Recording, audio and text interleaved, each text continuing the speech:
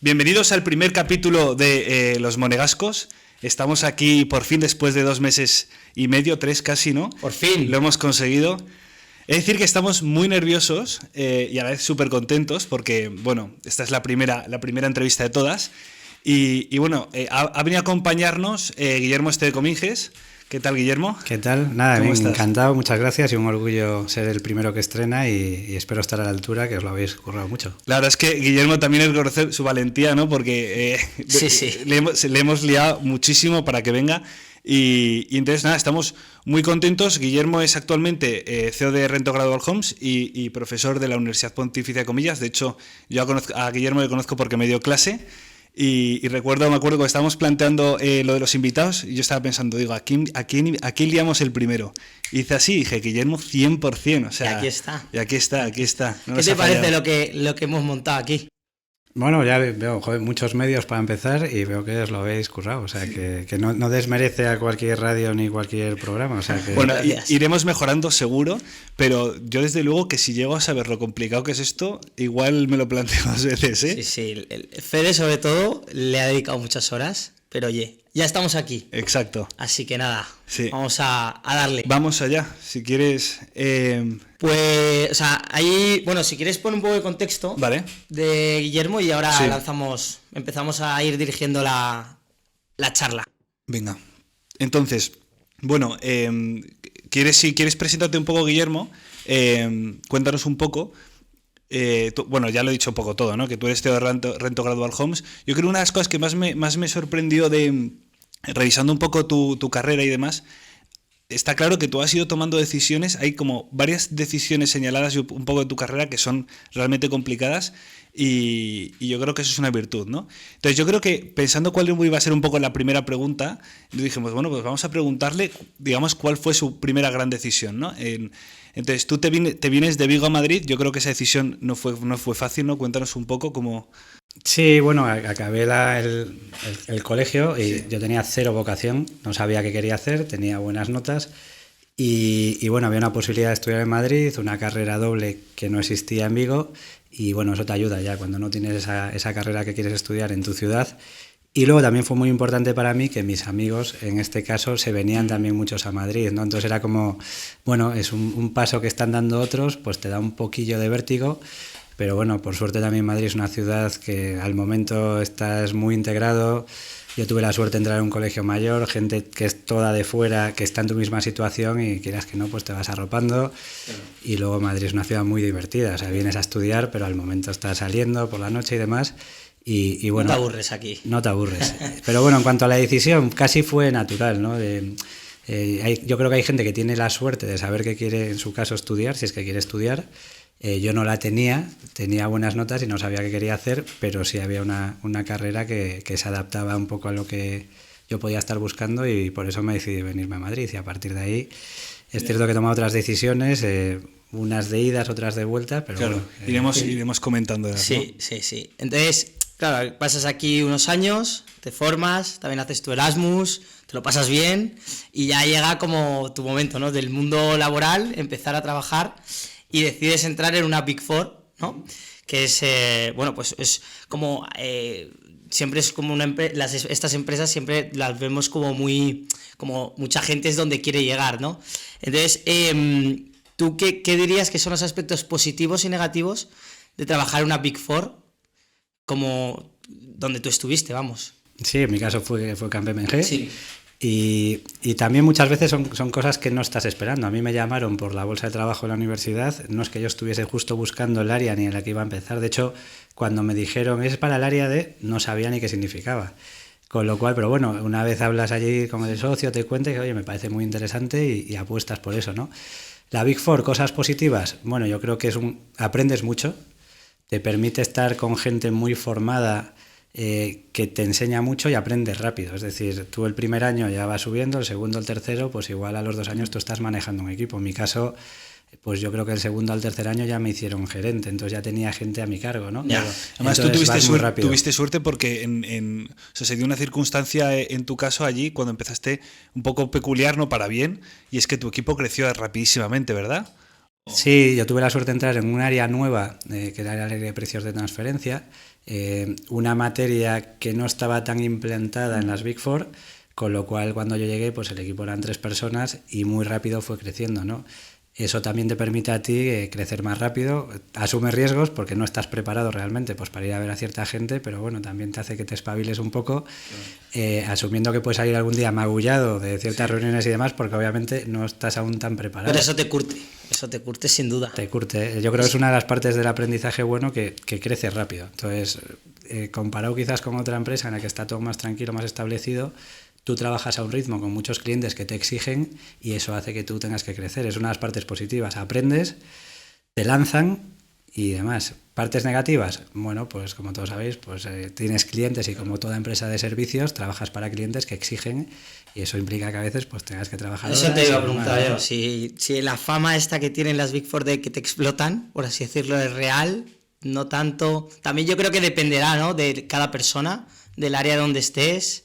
Sí, a ver, una Big Four es muy grande. Esto es como muchas veces yo he escuchado, pues esta Big Four es mejor que esta. Y yo, mira, primero, son equipos de profesionales. Unos equipos son mejores que otros porque los propios profesionales, tú estás prestando servicios que es tu conocimiento, ¿no? Entonces ya esa generalidad, pues habrá equipos además que se trabaja, sí, yo en mi experiencia trabajamos. También yo estaba lanzando un equipo nuevo con mi jefe y demás, ¿no? Entonces lanzar una cosa nueva siempre implica más trabajo, más trabajo y más horas que ya extra. está, ¿no? Claro. Que se trabaja, sí, nosotros trabajamos. También te digo, yo trabajaba muy contento. Yo, mi opinión, no me lo pasé mal, hice muchos amigos, nos reíamos mucho, pero obviamente trabajas y es gente. Explotar o no explotar, yo creo al final también es decisión de cada uno. Sí, tú puedes estar ahí o no. Yo para mí, en 5 o 4 años, creo que aprendí muchísimo y muchas cosas que no aprendería igual en otro sitio en muchos más años. Claro. Y de gente muy buena en mi equipo, que también tienes gente por encima que está muy bien preparada y muy formada, ¿no? Claro, quizás es digamos, el primer trabajo perfecto en ese sentido, ¿no? Porque puedes trabajar muchas horas, no tienes que conciliar y aprendes un montón, ¿no? Tú estuviste entonces 4 o 5 años ahí en Estuve casi 5 años en KPMG, ¿verdad? Y entonces luego te fichan en Inditex, ¿no? Sí. ¿Cómo fue ese salto? Porque además creo recordar que era para la misma área, ¿verdad? ¿Qué era? ¿Era algo has dicho Yo hacía precios de transferencia. Ah, vale, precios de transferencia. Que era un área bastante desconocida en aquel momento. ¿Qué es? Así resumido muy brevemente, por así decirlo. Pues básicamente, y por resumirlo en 30 segundos, las multinacionales tienen empresas dentro de un grupo, ¿no? Un corporativo, pues puedes tener muchas empresas ubicadas en distintos países. Las empresas entre sí, de forma natural, tienen transacciones entre ellas, o se venden mercancía, o se prestan dinero, hay financiación, o prestaciones de servicios. Pues las haciendas locales de cada país tratan de que todas esas transacciones se hagan a lo que se llama valor de mercado. Es decir, lo mismo que haría si tú lo hicieses con una tercera empresa independiente. ¿Por qué? Porque tú, si eres dueño de una empresa, podrías estar aplicando los precios que quieras en las transacciones. Eso tiene un impacto fiscal. Tú podrías vender muy caro algo que no es tan caro y te estarías quedando el beneficio desde donde estás vendiendo y meterías una pérdida mayor en la sede del que está comprando. Y así con todo. Entonces las haciendas tratan de que esas transacciones, y velan, se hagan a valor de mercado. Vale. Entonces una parte financiera y también estratégica, ¿no? Porque las multinacionales ven cómo tienen sus operaciones y de qué manera las están haciendo a nivel mundial, ¿no? Y cómo organizan sus recursos, sus activos, sus funciones y demás. Y con esto, entonces, haces lo mismo y en Inditex, ¿no? Te vas a Inditex, te fichan en Inditex, ahí te vas a Coruña, claro, mueves todo. Claro, o sea, en Inditex, ¿qué tal? O sea, me refiero, pregunta tú. No, hombre, te fichan en Inditex, y Inditex, la empresa número 1 del IBEX, Sí. experimenta cómo es trabajar en Inditex, porque vuelves a tu tierra, ¿verdad? Sí, aunque bueno, tú eres de Vigo. Yo soy de Vigo, esto me fui a está Coruña, pero sí, o sea, a nivel de decisión, hablabas antes, sí que es cierto que para mí, después de 11 años en Madrid, fue una decisión complicada, primero, porque estaba muy a gusto en mi equipo en KPMG, y eso te pasa, ¿no? Cuando te llega una oferta, pues valoras muchas cosas y dices, estoy dejando un equipo en el que estoy muy contento, muy cómodo, son amigos míos, Sí. pues esa decisión es difícil. Yo me acuerdo contándoselo a mi socio, Sí. y me acuerdo que decía, joder, es que no sé cómo decírselo, me da la sensación que le estoy traicionando, ¿no? A mi jefe. Ya. Pero bueno, todos lo hemos hecho o lo haremos en algún momento y asumes que es algo natural. Sí, me voy a Coruña, la sede está en Arteixo, como sabéis. Y bueno, ¿cómo es Inditex? Pues en aquel momento, que además era un momento de crisis, era el año 2009, pues una empresa que batía récords. Cuando todo el mundo iba mal, Inditex estaba batiendo récords. Entonces vivías en un mundo un poco casi como una burbuja, ¿no? Una ciudad pequeña, una empresa que es un empresón. ¿Y qué te puedo contar? Pues es un empresón multinacional, presencia en muchísimos países, muy expuesta porque todo el mundo la conoce, es una empresa que vende a pie de calle, con lo cual todo el mundo sabe y la conoce, y eso también es muy relevante cuando estás en una empresa porque todo el mundo parece que te conoce y lo que haces. Y nada, una experiencia muy bonita, muy buena, aprendí mucho, estuve con gente muy, muy buena, y por eso Inditex está donde está, porque hay gente que es muy, muy buena. Claro. Ahí estuviste ¿cuánto tiempo? Casi 6 años. 6 años. ¿Y llegaste a conocer a Amancio Ortega? Sí, bueno, pues ¿Le veíais por los pasillos? No. Sí. Pasaba por ahí. ¿Cómo es Amancio Ortega? No, bueno, a nivel personal no es que haya tenido yo mucha interacción. No, a nivel, ¿o qué fama tiene dentro de Inditex Amancio Ortega? ¿Se puede decir? Sí, hombre, claro. A ver, fama. Claro, es una persona que ha estado desde que empieza la empresa, claro, tú piensas que son muchos años. Sí. Y la empresa va evolucionando y él con ella también, ¿no? Pues fama, pues yo creo que diría, si tengo que dar mi opinión, pues una persona muy trabajadora, que levanta lo que ha levantado y que sigue yendo allí muchas horas cada día, que es donde le veías, pues que sigue intensamente trabajando en lo que es su empresa, ¿no? Entonces, pues para mí, pues un ejemplo de alguien que tiene algo que sigue alimentándolo y sigue trabajando para seguir haciendo. Pero no solo eso, o sea, también es una persona que además, o sea, es generoso también, o sea, le hemos visto estar ayudando, digamos, a todos los españoles con mucha, ¿no? O sea, tiene conciencia social, desde luego. Y aparte, yo hace poco estuve por Coruña y es que se nota que, o sea, en Coruña ha cambiado todo. O sea, le ha dado a la ciudad... Bueno, desde luego, la Inditex está en Arteixo, ¿verdad? Sí, está. Ha revivido absolutamente. Coruña, ha cambiado Coruña. Bueno, a ver, es cierto que, por ejemplo, cuando yo iba, yo decía año 2009, 10, 11, 12, hasta el 14 que estuve yo, era una época de crisis, ¿no? Veníamos después de la crisis, tú salías a cenar y casi te encontrabas, todos los que estaban eran empleados de Inditex. Trabajadores. Pues hay mucha gente también de fuera, que llegas a una ciudad pequeña, de muchas nacionalidades, porque, bueno, pues la gente que gestiona tiendas de países y demás.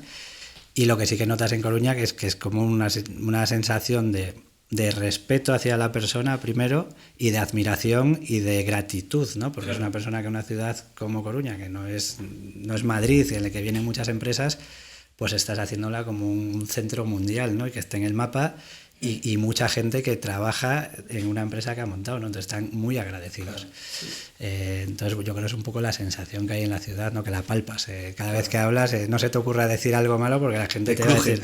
Claro, porque sí, porque la gente tiene mucha admiración por él, yo creo.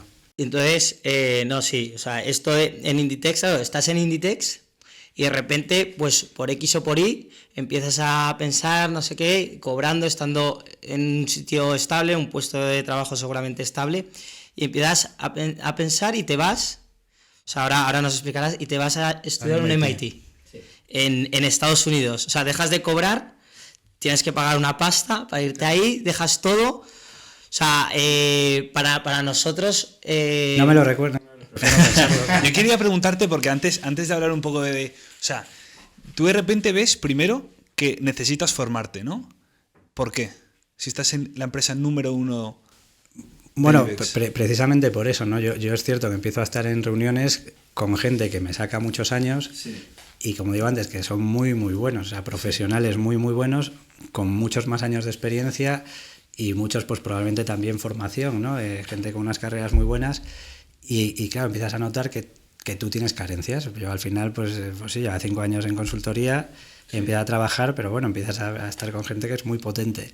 Entonces esas carencias dices, ¿cómo puedo hacer para yo formarme y estar al nivel? O al menos tener la confianza, que muchas veces te pasa esto. Estás con gente que incluso para hablar te da tanto respeto que dices, para hablar tengo que tener más confianza yo para poder plantear lo que quiero y decirlo más o menos bien o que tal. Bueno, eso ya va con cada uno. Algunos pensarán que lo hacen muy bien, otros tal. Pues yo notaba que decía, joder, yo creo que puedo formarme más y es un buen momento. Llevaba 10 años, casi 11 trabajando y surge la posibilidad, ¿no? También hay un influjo que es, en este caso, bueno, un impacto que es, mi hermano mayor había estudiado en MIT y siempre me había recomendado, me había dicho, si tienes la oportunidad de hacerlo, es una experiencia vital espectacular, si puedes, inténtalo.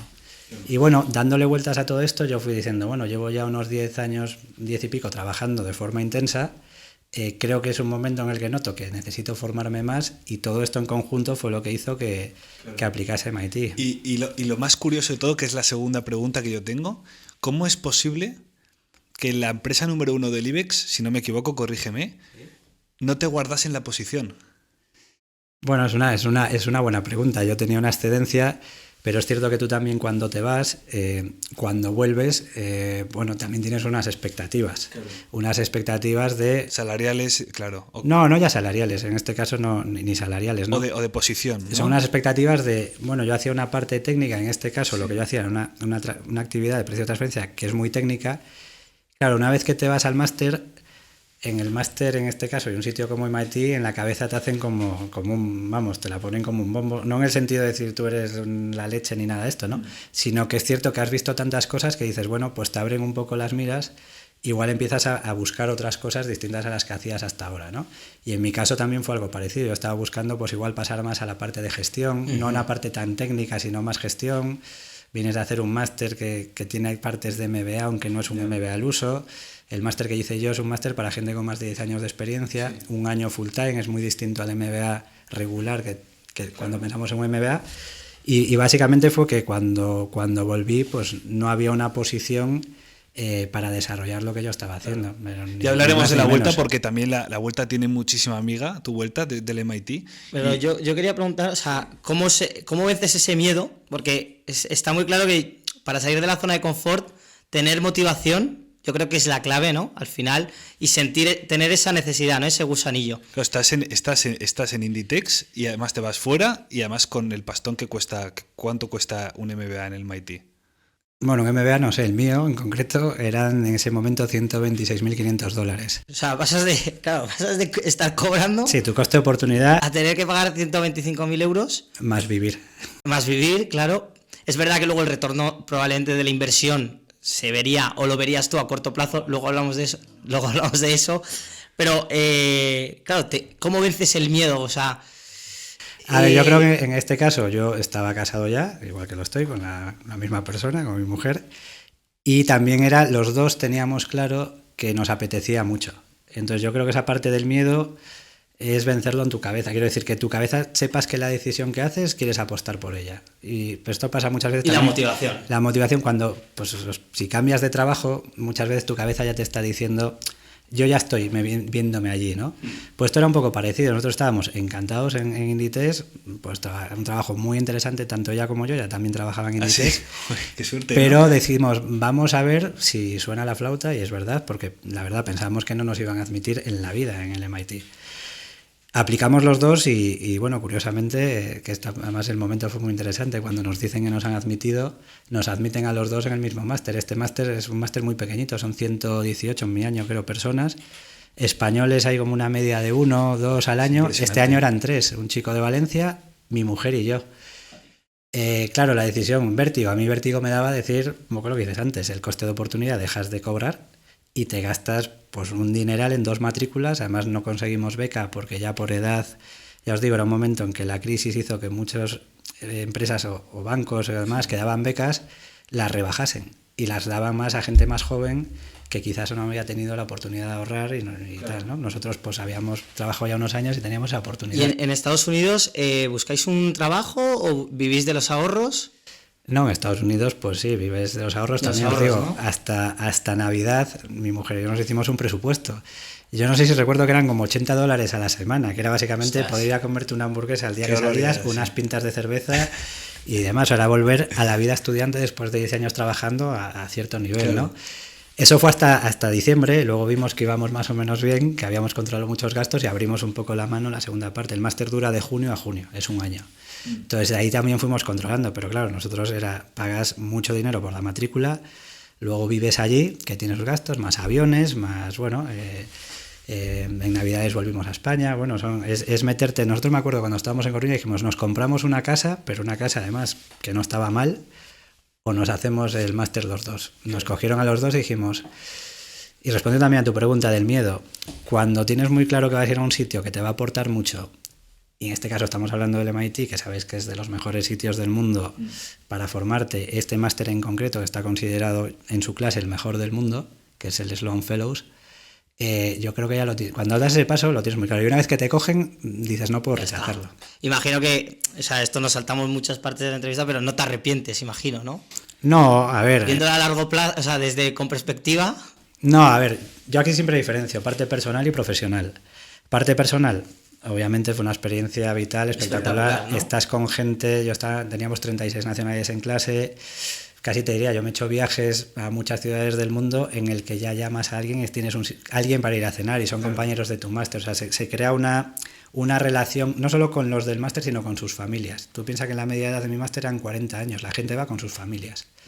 Y hace un año, digamos, que corta lo que está haciendo para meterse de lleno en lo que es la vida del máster. Entonces, pues convives mucho con las distintas nacionalidades, haces fiestas chinas, fiestas asiáticas, fiesta árabe, fiesta latina, en la que estábamos los españoles. Aprendes mucho de la cultura y llegas mucho a la gente, ¿no? Yo creo que tenemos amistades que son de por vida. Eso es la leche. Y luego la parte profesional, es cierto que vas cambiando lo que hacías y eso tiene un coste.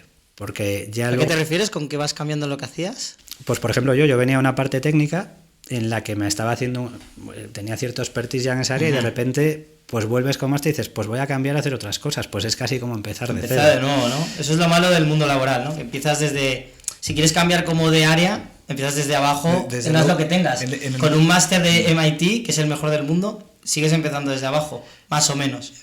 Pagas un peaje, no es que empieces desde abajo, pero pagas un peaje y luego también cada vez que tú cambias de un trabajo, tú tienes un intangible conseguido de tu anterior trabajo, relaciones, gente, y cuando empiezas a hacer una cosa nueva tienes que volver a demostrar que tú puedes hacer eso y lo puedes hacer bien y demás, ¿no? Entonces, cambiar y dar giros en la carrera, y ahí es la parte profesional, es muy bonito.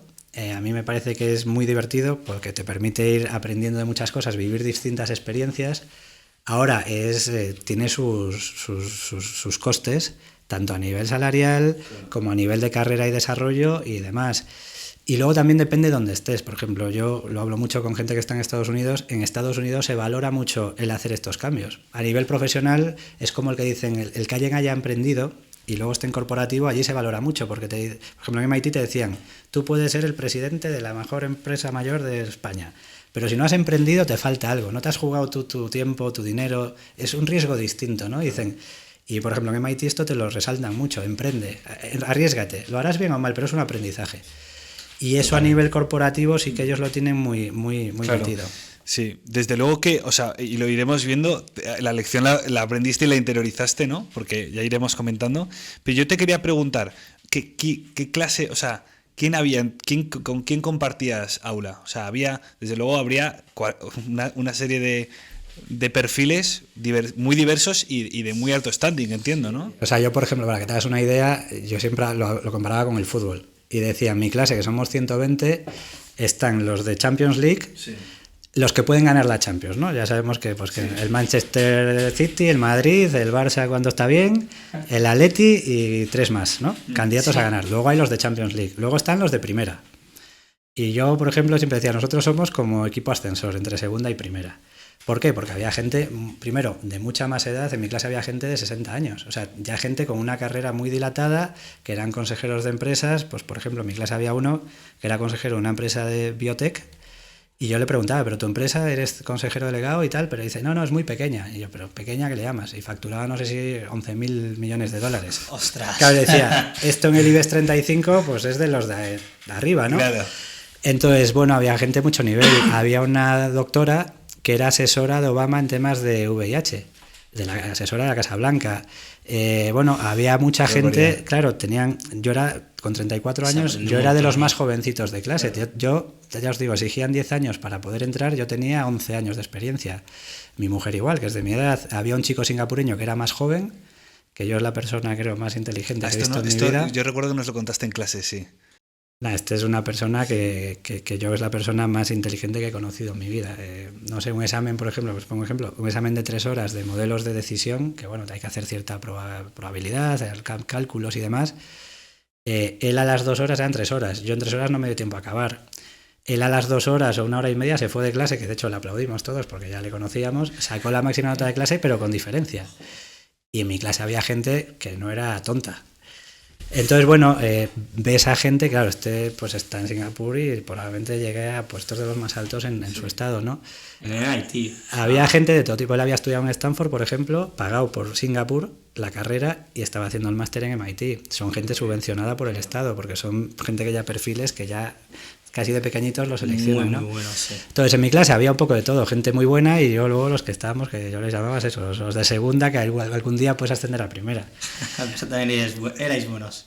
Bueno, bueno, luego, por ejemplo, una vez que estás dentro, que es la siguiente pregunta, yo creo que me lo hacíais en clase también, y una vez allí desentonabas. No, estabas en reuniones y tú tenías tu opinión y mejor, igual, claro, y tan buena como la de otros. Entiendo que al principio quedas un poco abrumado, ¿no? Por el MIT como marca, los compañeros y demás, pero enseguida te hace sí, ¿no? O sea, a lo mejor entiendo que te pasaría un poco como en Inditex, ¿no? Que dices, ostras, esto me queda grande, ¿o no tuviste esa sensación? Yo creo que la tenía más antes de aplicar. Sí. Una vez que vas viendo que el proceso de aplicar, que es un proceso que dura un tiempo, tienes que hacer unos ensayos, luego te hacen entrevista telefónica, luego entrevista presencial, que en mi caso fue en Londres. Bueno, no, cuéntanos cómo es el proceso, sí. Bueno, el proceso es, pagas un fee, nos llegan $250, que es lo que te ya permite hacer la prueba y acceder, ¿no? Entonces luego haces unos ensayos, que eran 3, creo en mi caso, de por qué quieres ir, escribirlo, eran como unas cartas, ¿no? De motivacionales de por qué tú quieres hacer justo ese programa y por qué en el MIT, bueno, y tienes que expresar casi, abrirte un poco, oye, ¿por qué quieres hacerlo, no? Obviamente, segundo, les pasas creo que era tus notas desde preescolar. O sea, en mi caso tenías que pasar todas las notas compulsadas, luego las notas de la carrera, en inglés, obviamente, compulsadas también, traducción jurada. Y luego, ¿qué más nos pedían? Cartas de recomendación. Nos pedían 2 cartas de recomendación de gente pues, que nosotros valorásemos, que tal. Y a partir de ahí, si te considera, obviamente, dónde trabajas, currículum, trayectoria y demás. A partir de ahí, te hacían una entrevista telefónica, que no recuerdo que era 1 hora y media. Sí. Y si pasabas eso, ya tenías una entrevista presencial con el director del programa, que podías escoger en mi año, no sé si era en Boston. ¿Cómo que presencial? O sea, ¿te tienes que ir a Estados Unidos a hacer una entrevista? No, tenías las sedes, eran 3, que vale. Era Boston, Londres y no sé si la otra era Dubái, por decirte algo. Bueno, que a Londres. No, a ver si te cogen o no. La nuestra fue Londres. Mi mujer y yo recuerdo, nos fuimos un fin de semana. Que pagar, entiendo, todo el viaje hasta... Sí, ¿no? No, no te pagan claro. el viaje. Dentro del fee. No, mi mujer y yo dijimos, bueno, fin de semana en Londres. Nos fuimos un viernes y la entrevista, pues yo creo que, o la de ella o la mía, no sé si fue el viernes por la tarde y la otra el sábado por la mañana en un hotel. Nos quedamos en el hotel, que además era bastante caro porque era bueno, y tuvimos que hacer la entrevista. Yo creo que nos quedamos esa noche en el hotel y la siguiente, que era el sábado, nos fuimos a otro hotel más baratillo, porque era un hotel de Mayfair de los que son caretes, ¿no? Tuvimos la entrevista y ahí entramos en lista de espera, no entramos directos, ¿no? Y luego, al cabo de un tiempo, nos admitieron. ¿Y las probabilidades cuáles son? O sea, 120, entiendo que aplicará un montón. También entiendo que con lo que cuesta, también eso será un filtro. A ver, no, yo creo que no hay cifras públicas. Yeah. Sí que allí hablaban un poco de lo que había, ¿no? Entonces, de 120, yo escuché que decían que había igual 4.000 y pico aplicaciones al año para 120. Pues hacer el cálculo. Uf. Es cierto que luego mucha gente iba subvencionada por su empresa. Entonces, es un máster que muchos ya tienen puestos potentes y además le ven como gente de mucho potencial dentro de la empresa, y entonces mandan ya subvencionados, pues cada año pues mandan a gente. Pues por ejemplo, en mi curso había gente que era del ejército americano, pues el propio ejército había un comandante del US Coast Guard, que es, pues sabéis que es la Guardia Costera Americana, que es, creo, por lo que entiendo, casi un cuerpo militar allí, que defienden fronteras, o sea, tienen atribuciones de defensa de fronteras americanas y demás. Pues había un comandante. Bueno, es decir, hay sitios que están mandando todos los años ya recurrentemente a gente para hacer este programa, ¿no? Vale, y entonces, o sea, pasando un poco para el siguiente bloque de la entrevista, o sea, este es muy interesante, pero para seguir, o sea, tú estás ahí un año en MIT, y ¿cómo es la vuelta a España? O sea, ¿sencilla? ¿Difícil? ¿Qué ocurre? Cuéntanos qué ocurrió. Yo diría que difícil. Primero, antes preguntabais, ¿no? ¿Había posibilidades de seguir en Inditex? Bueno, tuvimos conversaciones, no salió. Sí. Mi mujer sí se entrevistó y ya le salió muy rápido una oferta, pero claro, pensad que vienes de gastarte mucho dinero Y bueno, dices, Claro, bueno, unas yo tengo que expectativas empezar a altas. trabajar. No, Claro. no expectativas, yo tengo que empezar a trabajar y empezar a recuperar, ¿no? Expectativas tampoco tengo. O sea, no es que vuelvas y digas, soy aquí. Ya. Rentabilizar Hombre, la inversión, pero digamos. entiendo que tienes que Rentabilizar la rentabilizarlo. inversión. Al final, estudiar es invertir en tu futuro. Claro. Sí, pero ya te digo, mi motivación no era tanto tengo que rentabilizar, era tengo que empezar a trabajar y oye, ya veremos qué vamos haciendo. Y obviamente empezar a cobrar porque me he gastado dinero, ¿no? Es cierto que vuelvo a España y yo esto lo digo mucho, además no me importa decirlo, sí que pasa una fase un poco de frustración, ¿no? Y os explico por qué. A mí me decían, por ejemplo, hablaba mucho con headhunters, ¿no? Al llegar y demás, y decían, claro, es que estudiaste tu carrera, que está muy bien, empezaste en consultoría, te fuiste al IBEX 35, al número 1, y hasta aquí muy bien. Es la carrera habitual, ¿no? De lo que tú has hecho y demás, fenomenal. Pero de repente dejas Inditex para irte a hacer un máster del MIT y mucha gente yo creo que no lo entendía, ¿no? Y yo decía, claro, ¿cómo te puedo explicar? Cuando yo lo veo tan claro que haberme ido ha sido súper bueno a nivel profesional para mí, ¿cómo te puedo explicar a ti que no lo ves? Entonces, Un headhunter sobre todo, ¿no? sí, y me pasaba mucho, ¿no? Entonces decían, es muy fácil, tú hasta aquí irás tal, pero ahora ya casi te conviertes un poco en incógnita por haber ido a hacerte esto y tal, ¿no? Claro. Esto fue un tiempo, también era una época, bueno, 2014-15 cuando volví, y bueno, empiezas a hacer una fase de hablar con mucha gente para decir, oye, he vuelto y demás, ¿no? Ahí me ayudó mucho con un hermano mío, dice, ¿por qué no montamos una startup de anuncios para favorecer el comercio local? Mi hermano siempre ha estado metido en el mundo digital, uno de ellos, y le digo, oye, pues yo encantado, he venido de hacer mucho de emprendimiento e innovación en el MIT y encantado de probar. Ahora, con una condición, yo si me sale algo, yo necesito empezar a cobrar. Claro. ¿Por qué? Porque yo no puedo estar muchos años después de lo que me he gastado viviendo, digamos, del aire como un emprendedor sin cobrar, ¿no? Claro. Pero bueno, fueron unos meses en el que aprendí muchísimo, lanzamos pues isigano.com, que era una empresa que estuvimos 4 años con ella, y esa fue mi primera experiencia emprendedora, ¿no? ¿Y a tu mujer le pasó lo mismo? ¿Tuvo la misma experiencia? No, mi mujer ya se entrevistó rápido, ¿no? y rápidamente pues en una empresa que muy bien, y además entraba en comité de dirección del país. Bueno. Y ella ya empezó, se entrevistó muy pronto, ya en verano, pero era una posición que salía en diciembre, pero digamos que ella ya... digamos que ya tenía su firma para entrar en un sitio. Y en cuanto al emprendimiento, o sea, decides emprender, es verdad que estás ahí atento de buscar otro curro y también linkándolo con Estados Unidos, o sea, ¿qué diferencias hay entre emprender? No sé si puedes responder esta pregunta, quizás. O sea, ¿qué diferencias hay entre emprender en Estados Unidos con España? A ver, yo no me considero aquí un súper emprendedor y de hecho pues la que tuvimos se cerró y tal, sí que aprendes mucho, ¿no? Y bueno, la gran mayoría de los que emprenden yo creo que no es una empresa exitosa. Se aprende siempre. Se aprende mucho. Diferencias, a ver, yo cuando estuve allí sí que hablabas con gente, sobre todo de fondos, y te decían aquí como digamos que el dinero era gratis en una época que, bueno, después de la crisis, ya estábamos en 2014-15, dábamos mucho dinero casi a gente que nos venía a contar una idea. O sea, ni le pedíamos números ni nada, ¿no? Primera diferencia, Estados Unidos hay mucho dinero. Es más fácil emprender, por lo Entonces tanto. es más fácil conseguir financiación. A la hora de emprender sí que es cierto, y España yo creo que ha evolucionado mucho, hay ecosistemas que favorecen más el emprendimiento de lo que hay o había, porque España ha ido evolucionando, ¿no? Ha cambiado yo creo en ese sentido mucho, pero sí que hay ecosistemas. Tienes pues en la parte de MIT y demás, pues son hubs de mucha innovación / emprendimiento, no es lo mismo innovar que emprender, pero bueno, hay un caldo de cultivo a nivel de universitario, luego tienes la costa oeste, pues toda la bahía, San Francisco, Stanford y demás, bueno, hay muchos polos de emprendimiento. Y está mejor visto, ¿no? Comentabas. Es decir, eso sí, alguien que emprende en Estados Unidos, por una empresa se ve muy bien, y alguien que emprende en España...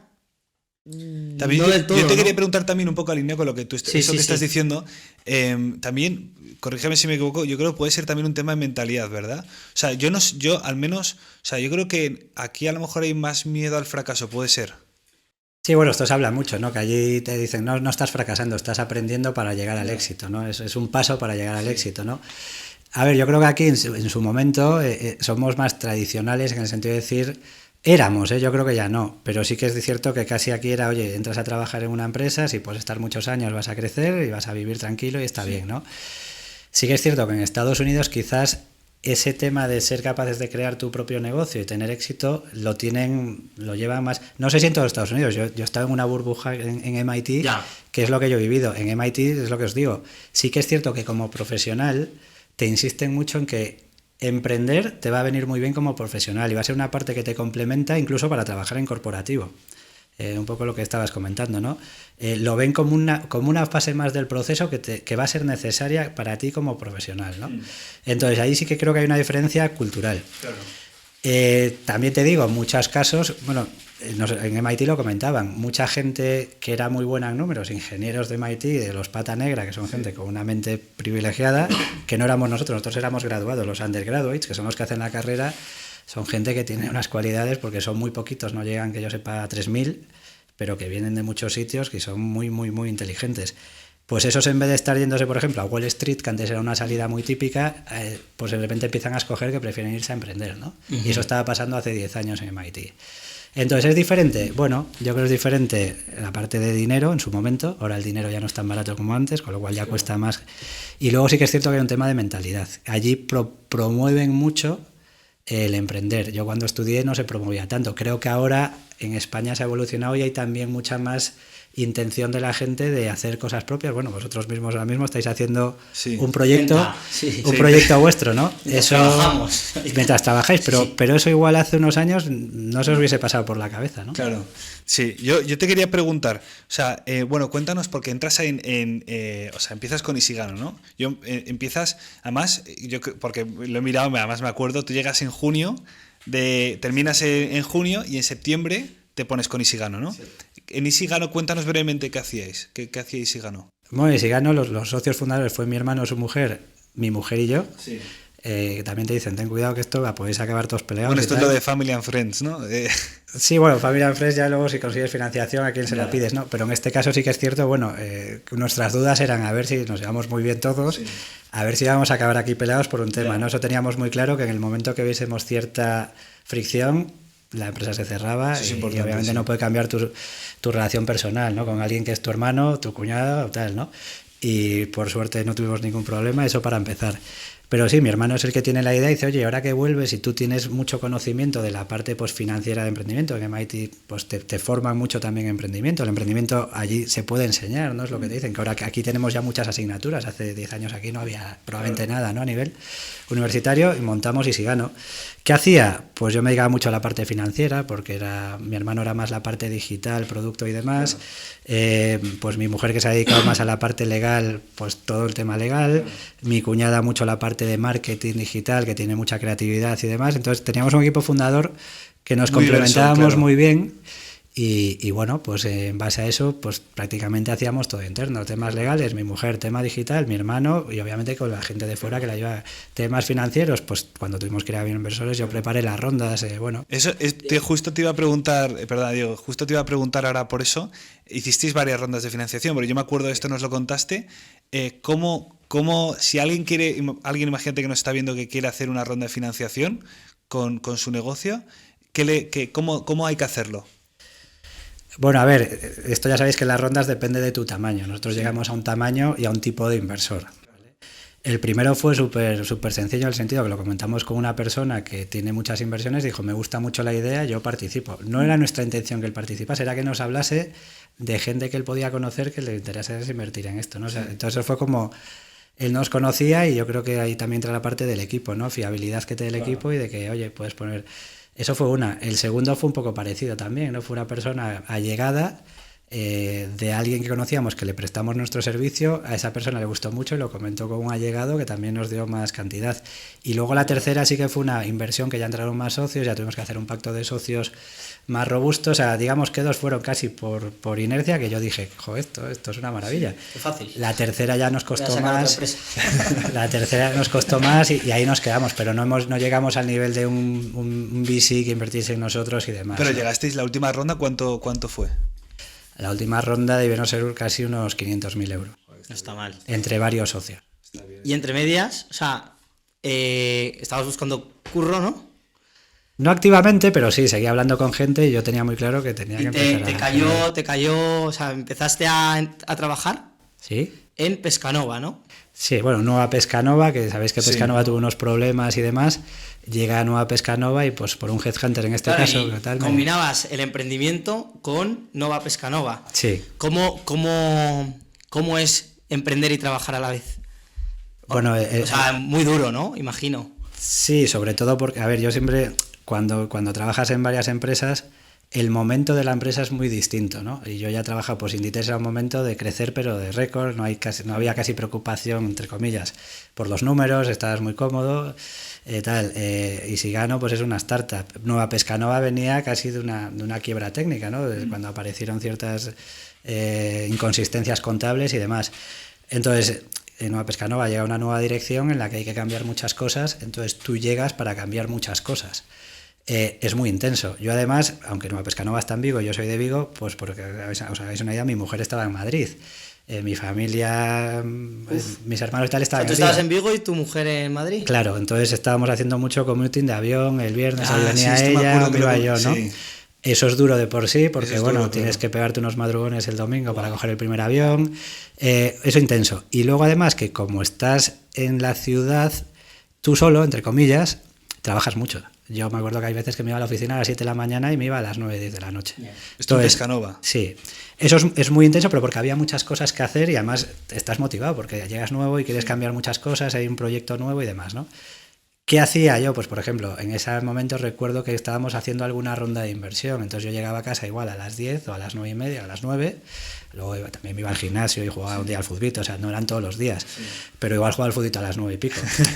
Y me ponía con el ordenador... Y luego rondita. Bueno, me ponía con el ordenador y empezaba igual 2 horas de 11 a 1 de la madrugada a hacer mis numeritos y le decía a mi hermano, oye, te mando una presentación. Al final es, o sea, por lanzar una recomendación a alguien que quiera emprender y trabajar a la vez, es optimizar el tiempo, ¿no? O sea, si de verdad estás motivado, como dices tú... ¿Qué le dirías a alguien que... porque es verdad que no es exactamente tu situación, la que fue tu situación, pero alguien que está trabajando por cuenta ajena y quiere emprender y no puede hacerlo de golpe. ¿Qué le recomendarías hacer? Al final es eso, ¿no? Bueno, al final yo creo muy importante, si vas tú solo, vas con más gente, porque una persona sola gestionar cualquier tipo de proyecto, pues tienes muchas aristas. Si creas una sociedad tienes parte legal. Si no quieres gastarte mucho dinero en externos, si tienes la suerte de tener un equipo que cada uno pueda encargarse de algo, ir construyendo, eso creo que es muy importante, ¿no? Porque si no, va a ser difícil que llegues, sobre todo cuando estás empezando a trabajar, lo que hablábamos antes. Tienes que aprender, ¿no? También en trabajo, y eso te implica estudiar, seguir formándote y no solo hacer la parte productiva del trabajo. Necesitas horas para seguir formándote y demás, ¿no? Al menos es como yo lo veo. Si además tú te tienes que encargar de todo, es muy complicado. Salvo que tengas dinero y puedas decir, oye, pues externalizo mucho, pero suele ser... Al principio no sueles tener mucho dinero. Un equipo fundamental, ¿no? Si estás en ese yo creo que un equipo en el que cada uno pueda ser capaz de desarrollar ciertas cosas por sí mismo y casi sin gastar dinero. ¿Por qué? Porque generalmente cuando empiezas estos negocios y tú estás empezando también a trabajar, no vas muy sobrado de dinero, salvo que tengas suerte y te lo presten y demás, ¿no? Entonces, yo siempre lo digo, siempre que puedas ahorrar, hacer un poco de bootstrap, ¿no? Ahorrar dinero, ¿y eso cómo lo puedes hacer? Pues teniendo a alguien del equipo que pueda desarrollar cosas, al menos para empezar. Luego igual tienes que necesitar otras cosas. Y luego optimizar tiempo. Claro. Es decir, si trabajas de 9 a 7, 8, claro, tienes que salir... Hombre, lo que comentabas, ¿no? Un poco de gimnasio, tal, desconectar un poco, pero después optimizar el tiempo y si estás motivado vas a querer estar de 11 a 1, de 11 a 2, haciendo tu idea de emprendimiento, ¿no? Desarrollándolo. Yo creo que aquí hay dos cosas. Una, que tú en la parte de la empresa tienes que rendir, obviamente, y estás trabajando y claro. es la que te está pagando. Entonces tú no puedes decir, oye, pues no dejo de hacer horas de aquí para... No, tienes que tener muy claro, yo creo, oye, a ti te paga una empresa y tienes que rendir al máximo. Claro, las horas que tienes que estar y estar muy centrado. ¿Eso es difícil con lo otro? No, porque es cierto que cuando estás creando tu negocio tienes una extra motivación, o al menos es mi experiencia. Entonces, casi yo cuando me ponía, pues podía estar viendo una película hasta la 1 de la mañana, claro. Pues yo me cogía el ordenador, pues igual ponía la televisión de fondo, pero estabas haciendo lo tuyo casi con gusto, ¿no? Claro. ¿No te suponía un esfuerzo? Sí, tienes que esforzarte, estar concentrado y igual, pues eso. Claro. Pero es cierto que es una parte en la que tú lo haces casi con gusto, ¿no? Y esa extra motivación yo creo es la clave que te hace que te muevas. Claro, yo una pregunta porque, o sea, yo viendo tu carrera, creo que una de las cosas más impresionantes es que eres un híbrido entre la parte corporativa y el emprendimiento, porque la parte de emprendimiento la has tocado 2 veces, ahora luego hablaremos de Rento. Entonces, mi pregunta es, ¿las cualidades que desarrollabas en la parte de emprendimiento aplicaban a la parte corporativa o a un buen directivo no necesitarás las cualidades que un buen emprendedor? Yo, opinión personal, claro que aplica. La siguiente pregunta, ¿hay buenos directivos que no han emprendido? Sí, y muy buenísimos. Vamos, no soy yo además, porque obviamente están mucho más preparados que lo que podríais estar yo dentro de unos años o ahora. Que a mí me ayuda, sí. De hecho, también te digo, yo creo que las propias empresas corporativas están empezando a adoptar muchos procesos de lo que se suele hacer en una startup, ¿no? Ser más ágiles, más rápidos, porque necesitan ser más ágiles y más rápidos, no por otra cosa. Entonces, que tengas ese sello interno de ser muy ejecutivo, intentar optimizar los tiempos, las empresas grandes lo tienen que hacer, porque tienes empresas más pequeñitas que van muy rápido, claro. Y startups, ¿no? Entonces, las culturas empresariales de grandes empresas cada vez tratan de asimilar pues modelos más incluso modelos agile de desarrolladores de software, pues empiezan a hacer con sus PMOs, ¿no? Poner deadlines para ser muy ágiles, porque en una empresa tienes muchas cosas y puede ser que se te dilaten los proyectos mucho tiempo. Entonces, todo esto cada vez se va implementando más en un mundo corporativo. Entonces, hay mucho trasvase que yo veo que es muy útil de un mundo al otro.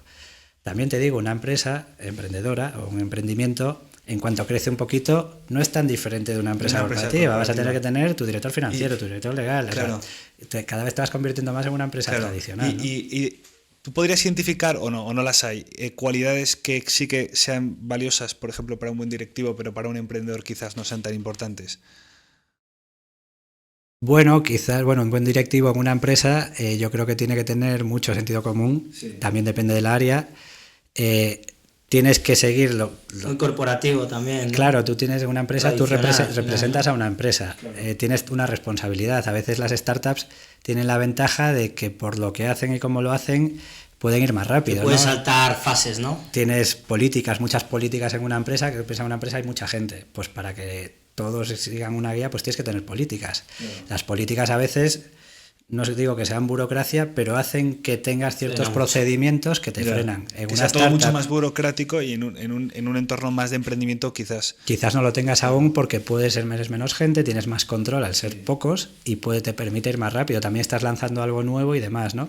Yo creo que a veces también se diferencia, o la gente lo confunde. No es que asumas más riesgo. Yo creo que una startup no puede asumir riesgo. Tienes que hacer las cosas bien y tienes que hacer las cosas, obviamente, con tu abogado, la parte legal y haciendo las cosas bien. Digo a nivel interno. Tú puedes ir más rápido a nivel interno. Hay grupos que son estructuras más grandes que de por sí, para seguir ciertos procesos y tener control, pues tienen que ser más lentas, ¿no? Claro. Sí. ¿Y tú qué dirías? ¿Que tienes más vena emprendedora o más vena corporativa? Bueno, diría que en distintas fases de mi carrera he sido más corporativo y emprendedor. También te digo, a mí proyectos como el que estoy ahora de Gradual Homes me parece muy divertido, porque es dentro de un grupo, digamos, corporativo, tienes la parte corporativa que tiene sus ventajas y estás más arropado, pero a la vez estás lanzando un nuevo negocio. Claro, entonces eso es a mí me produce diversión. Claro. Entonces, ahora vamos con lo que está después de todo de todo este histórico, que es muy interesante. O sea, ahora mismo, ¿qué estás haciendo con tu vida? Por así decirlo. Bueno, mira, vamos para la pregunta. Claro, hay que hacer preguntas concretas. No lo sé qué estoy haciendo con mi vida. O sea, tú, antes de entrar en Rento, que me interesa también un poco en las partes de transición. O sea, estás en Pescanova, a la vez estás emprendiendo. Sí. Termina Pescanova, sigues con el proyecto de Isigano, ¿verdad? Y entras en Solvia. Sí, yo salgo de Pescanova, me vuelvo a Madrid. Y sigo desde aquí pues con mi hermano y tal. Mi hermano trabajaba full time en el proyecto de Isigano, y su mujer también, ¿no? Entonces, me meto obviamente más que cuando estaba en Pescanova y esto también es una lección, ¿no? Muy importante. Un compañero de la carrera me llama y me dice, oye, entro en un proyecto que creo que estás haciendo ahora, ¿no? Y además fue tal cual. Y dije, pues mira, he salido de Pescanova, me he vuelto a Madrid y pues yo estoy abierto a escuchar, ¿no? Y me hace una propuesta para Solvia. Solvia es un servicer inmobiliario que era del Banco Sabadell, luego se vendió, y era un proyecto muy bonito, quizás con un plazo de tiempo, porque estabas en un proceso en el que estas compañías empezaban a fusionar porque tenían que ahorrar costes y demás, ¿no? Entonces era un proceso de tiempo corto porque podía ser que se vendiese y que salieses, ¿no? ¿Entraste consciente de esa inseguridad? Bueno, entré consciente de que podía haber temas corporativos de fusiones y demás, y que cuando eso pasa puede pasar de todo, ¿no?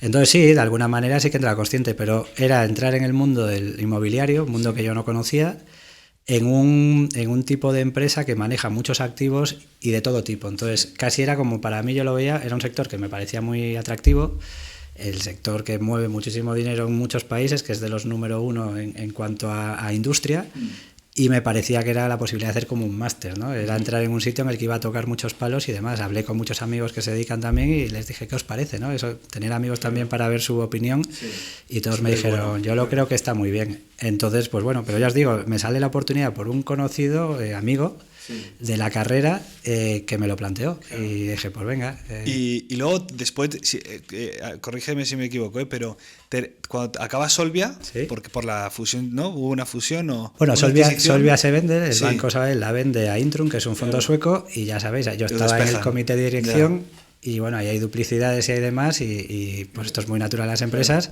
vamos saliendo todos los del comité de dirección. Y ocurre eso, y en paralelo creo que muy poco después, y si no termina. Sí, a ver, si gano ya la última ronda de financiación que comentábamos antes, no habíamos alcanzado lo que esperábamos alcanzar, y bueno, pensamos que hubiésemos necesitado un poco más para seguir. También llevamos 4 años, que esto es una parte del aprendizaje. Tú, cuando empiezas un proyecto, también te vas desgastando mucho, sobre todo mi hermano, que estaba full time, era el consejero, el CEO. Bueno, son proyectos que te desgastan, tu salario no es el mismo que podrías tener a mercado, entonces estás sacrificando parte por ese proyecto, dedicas muchas horas, y llegó un momento que dijimos, creemos que esto no tiene mucho más recorrido, y en esos momentos creemos que la decisión es mejor parar y dedicarnos a otra cosa. Pero eso surge de forma natural. Así de fácil, justo, o sea, lo decidisteis así de fácil. Pero claro, de repente te quedas, o sea, Pero sin lo vas nada, viendo. prácticamente, ¿no? Porque acaba Solvia, acaba Isigano, y ahí ¿qué haces? O sea, sobre todo es cómo llevaste esa situación. Con bueno, mucha... a ver, ahí, pues por ejemplo, yo empecé a dar clase, que era algo que tenía muchas ganas de hacer, y surgió justo una oportunidad. Además, pues bueno, yo soy de ICADE, estoy ahí, me apetecía Pero mucho.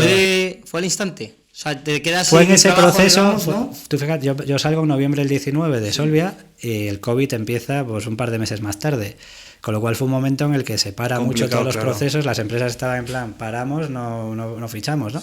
Entonces yo sí que seguía teniendo contactos, y en ese momento sí que surge una oportunidad en ICAI para una clase que además... primero, me lo paso muy bien, y creo que se adapta mucho a lo que yo puedo contar, ¿no? Que es la clase de creación, organización y dirección de empresas. Me entrevistaron, el perfil pues les gustó a la directora, en este caso, de esta asignatura, y a mí eso me valió para muchas cosas. Una, a mí siempre me ha gustado formar y dar clase, no lo he hecho de forma recurrente, pero he ido a hablar a másters, he ido a hacer ciertas cosas. En las empresas en las que he estado solía hacer formación interna, pero era hacerlo de forma recurrente como una clase a la que puedes estar durante un trimestre, cuatrimestre, conociendo también a los alumnos, viendo cómo piensan. Y es una clase que te permite ser muy abierta, no es una clase muy técnica, es una clase que es de debate, de hablar, de opiniones y demás, ¿no? Entonces me apetecía mucho hacer eso, y con un perfil ingenieril, que yo vengo del lado de derecho empresa. Entonces me apetecía mucho también ver a gente que yo creo que son muy inteligentes en ICAI, y que están formados en un área que yo no lo estoy, más allá de lo que pude ver en MIT desde el punto de vista de ingeniería, ¿no? Bueno, MIT y eso es me ayudó. Otro rollo quizás, pero bueno, es un poco lo mismo, ¿no? Estás ahí muy cerca de los ingenieros, ¿no? Así que, entonces, perdona, ¿qué estabas diciendo? ¿Eso te ayudó? Bueno, me ayudó primero a tener una actividad, porque cuando paras en un sitio y tú estás acostumbrado a ser intenso, yo reconozco que soy intenso trabajando, de repente paras. Y claro, pues estás en casa muchas horas y vale, Eso es duro, hablas, ¿no? O sea, con gente. ¿Cómo es eso? O sea... Bueno, yo creo que ahí tienes que montarte actividades y en mi caso rutinas. Pues dices, oye, ¿qué puedo hacer cuando no estoy trabajando, cuando no estoy en una oficina muchas horas al día? Pues por ejemplo, yo empecé a hacer mucho deporte. Me iba al gimnasio a horas que no iba nadie, que es una gozada. O sea, aprovechas cosas que no puedes hacer. Me iba a nadar, pero a nadar en hora de diario a las 12. Pues igual de 8 de la mañana. O sea, yo lo que hice sí que era seguir mi rutina, despertarme a la misma hora como si fuese a trabajar, y hacer muchas tareas, pues tocar a headhunters, llamar a no sé quién, oye, estoy buscando. Si no, ponerte también, buscar trabajo es un trabajo también. Joder, buscar trabajo es un trabajo. Y anímicamente yo creo que o sea, debe ser duro, ¿no? O sea, no... Bueno, a lo mejor tú tienes la suerte de que eso lo haces con mucha energía y positividad, pero yo creo que hay personas que realmente pueden bloquearse. Sí, se te ve que lo tomas con calma, ¿no? sea, me refiero Pero con filosofía más bien que con calma. Sí, Eso a es ver, muy esto importante. depende mucho de cómo seas. Claro. Sí. Yo creo que tienes que ser optimista, tienes que confiar en lo que has hecho, o sea, porque muchas veces te pueden También. entrar dudas. Tú puedes decir, ¿para qué yo me fui en su momento a estudiar pensando que formándome, cuando podía haberme quedado en Inditex igual me había ido muy bien? No lo sabes, ¿no? Yo creo que cuando tomas una decisión tienes que pensar que es la mejor decisión que podías tomar y a partir de ahí la vida te ha ido como te ha ido, ¿no? Sí que es cierto que hay momentos que el tiempo pasa y tú dices, joder, yo me veo un perfil muy válido, ¿por qué no te llaman? ¿No? Esa parte de frustración que te decía. Pero bueno, ahí lo que tienes es, yo creo, fijarte una rutina, trabajar horas y también creo que hay que aprovechar momentos en la vida en las que no estás en una oficina muchas horas. Claro, para no perderte esa oportunidad, porque también es una oportunidad. También es una ¿no? oportunidad, entonces, pues cuando tú vas a una oficina muchas veces no puedes hacer deporte, pues oye, haz más deporte. A mí me encanta, siempre me ha gustado el deporte, ya cada vez lo voy dejando Claro. más, pero sí que aproveché para, no puedes estar 8 horas hablando con gente, oye, a ver, pero si estás 3 o 4, mandas tus cosas, haces tus currículums, te preparas, pero luego aprovechas también para hacer otras cosas pensando que, bueno, llegará un momento en el que alguien te llame y demás, ¿no? Confiar en ti. Es confiar en ti, Exacto. pero ojo, trabajar. Claro. Y Sí, de sí. forma rutinaria, no es un día, no. No te va a caer del Organízate, cielo. organízate, hazte un planning. Y esto no, No quiere te, decir- no te va a caer del cielo. ¿Qué el le trabajo. recomendarías antes de pasar a la siguiente parte? Porque la siguiente parte yo creo además es la que más a mí me apetece muchísimo, que es la parte de Rento. ¿Qué le recomendarías a alguien que pasa por esa situación, de repente por lo que sea no está trabajando? ¿Qué le recomendarías? O sea, para encontrar trabajo. Bueno, primero, a ver, tienes que hablar con mucha... También depende en el momento en el que estés, ¿no? Tú como perfil profesional en determinados momentos tendrás que hablar directamente con conocidos que están trabajando, le dices cómo lo ves tú. En otra fase igual te ayudan más headhunters.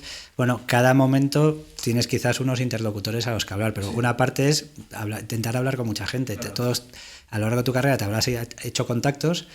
Y yo creo que abiertamente es decirle, oye, estoy buscando, ha pasado esto, se ha vendido la empresa, pues yo he salido, esto es lo más normal del Directamente, mundo. ¿no? O sea, aprovechar los contactos y Apoyarte abiertamente... de ellos.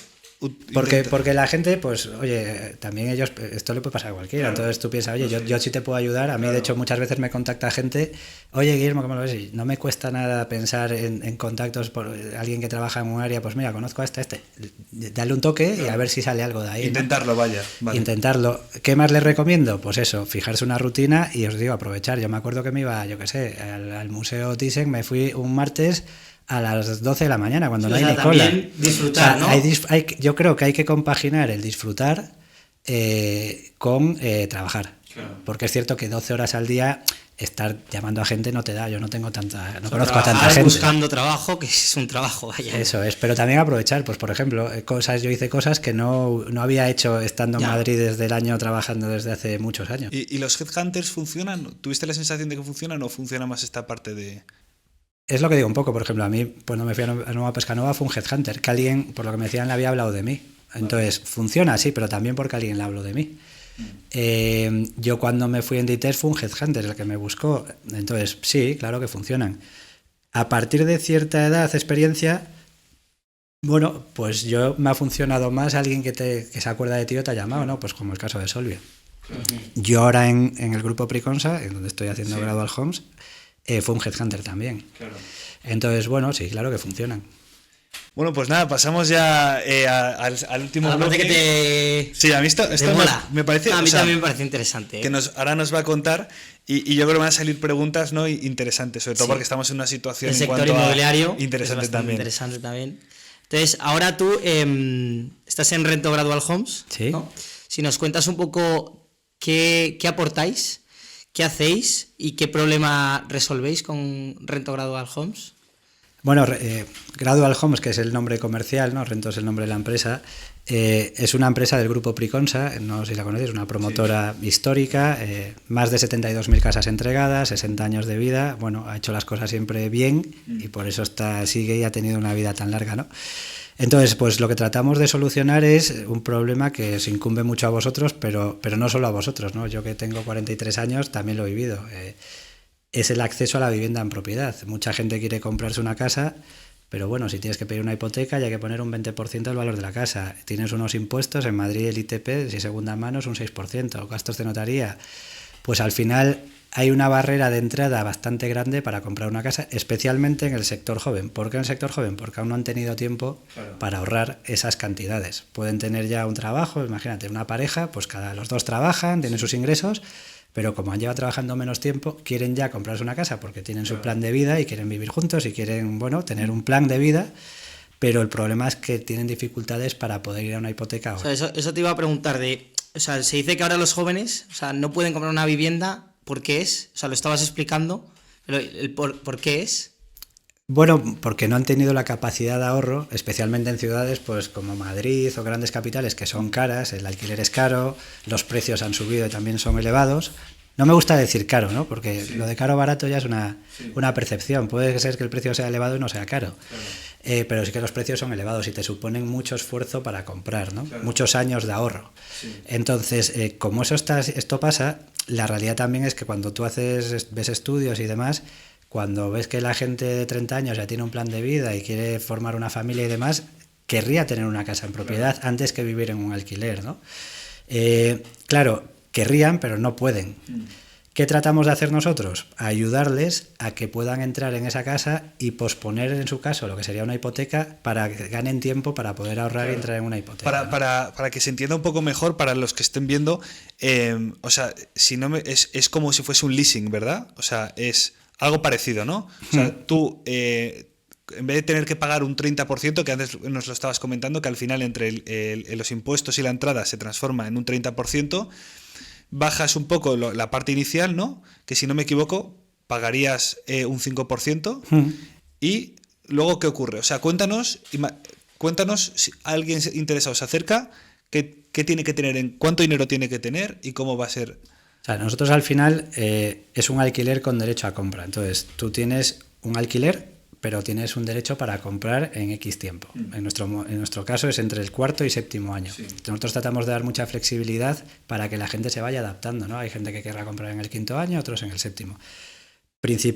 Uno de los principales problemas, esa entrada, tú piensas, lo pongo como ejemplo, una casa de 200.000 euros que en Madrid, pues no te digo que sea la más baja de precio, pero es una casa que no es una casa de las de precio elevado, sino de precio más bien bajo, ¿no? Pues tú para ir a una hipoteca y demás, pues igual tienes que poner 60.000 euros, 30% de 200.000. Hay mucha gente joven que igual tiene ahorrados 25.000, pero no le llega a 60. O hay gente que tiene ahorrados 70.000 y dice, joder, es que si entro en la hipoteca ahora me quedo con 10.000 y me da un poco de respeto, preferiría tener más colchón, ¿no? Y se descapitaliza. Entonces nosotros que decimos, oye, tú aporta un 5% del valor de la casa, es decir, 10.000 euros, y a partir de ahí entra un alquiler de mercado, es decir, el alquiler que puedes estar pagando ahora... Sí. Porque mucha gente viene de alquiler y te dice, no, yo estoy alquilado. Entonces dicen, yo tengo en el banco 25.000, pongo esos 10.000 y sigo viviendo de alquiler. Es decir, no me cambia mucho la situación, más allá de que haya puesto 10.000 euros que tenía en el banco ahí en una cuenta, que tampoco los estoy usando ni me está rentando mucho, ¿no? Esto me permite entrar en la casa que yo he escogido. Voy pagando un alquiler hasta el momento en el que yo he ido ahorrando para ya en ese caso decir, oye, ya tengo ahorrados, imagínate, 100.000 al cabo de 7 años, pues yo ahora sí me voy a una hipoteca. Igual poner 60.000 no me produce ningún menoscabo. Claro. O sea, menoscabo. Puedo entrar a una hipoteca, tengo 40.000 de colchón, estoy tranquilo. Con un tema también muy importante. Esto le pasó a amigos míos. Cuando se hipotecaron en su momento, asumieron que durante un año o dos iban a estar un poco a dos velas. Es decir, no voy a salir, no voy a viajar, tengo un niño y no puedo permitirme seguir irme a cenar todos los viernes, ¿no? Voy a ahorrar. Con esto también te permite no cambiar tu estilo de vida. Es decir, tú más o menos sigues pagando un alquiler que ya lo estabas pagando ahora, y tú te vas graduando tu vida para ir ahorrando. Pero y una pregunta, entonces, pagamos 10.000 euros, un 5% la entrada, ¿sí? Tienes 5 años aproximadamente, ¿no? De que estás pagando un precio que no es un alquiler, pero está como si fuese un precio de mercado alquiler, ¿no? Y luego llega la opción de compra, ¿no? Sí. Y en la opción de compra, ¿qué ocurre? ¿Tengo que tener yo un dinero también guardado para poder...? Tú al final, básicamente, lo bueno de este modelo es que en el momento cero, es decir, hoy, tú firmas, ¿no? Sí que es un alquiler normal. Tú tienes un contrato de alquiler y pagas una renta. Claro. Un alquiler normal hasta ahí. Sí. ¿Qué pasa? Que tienes un derecho para comprar entre el cuarto y el séptimo año. Tú dirás que es en el cuarto, en el quinto, sexto, en el séptimo. Imagínate que nos vamos al séptimo año. Tú desde el momento inicial ya tienes pactado un precio para cada uno de sus años. Entonces, la persona que entra tiene todo ya definido desde el momento cero. O sea, sorpresas ninguna, es 100% transparente. Puedes ir ahorrando. Claro, entonces la persona dice, yo sé que si quiero comprar el año séptimo, la casa me va a costar esto Y en ese momento, según la situación de cada uno, uno puede decir, pues mira, no, yo voy a heredar, entonces igual no voy a ir a una hipoteca, voy a comprarlo a tocateja.